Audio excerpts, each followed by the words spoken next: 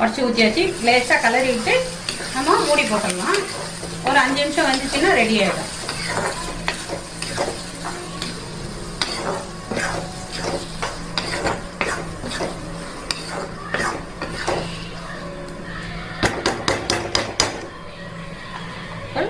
சிம்மில் வச்சு மூடிடலாம். மூடி போட்டுடலாம். ஒரு 5 நிமிஷம் ஆச்சுப்பா. இப்போ திறந்து பார்க்கலாம். பற்றியா நல்லா வெந்து போய் ஊற்றுன்னு வந்திருக்கு. நம்ம இப்போ கலரி விடலாம். இட்லி மாதிரி வெந்து போயிடும்ப்பா. நம்ம 2 நிமிஷம் நல்லா கலரி விட்டோம்னா பொடி மாஸ் ரெடி ஆகிடும். சிம்பிள் சமையல். சாம்பார் சாதத்துக்கு, ரசம் சாதத்துக்குலாம் நல்லாயிருக்கும். சாப்பிட்லாம். ஒரு 2 மினிட்ஸ் கருவேப்பிலை போட்டு இறக்கும்.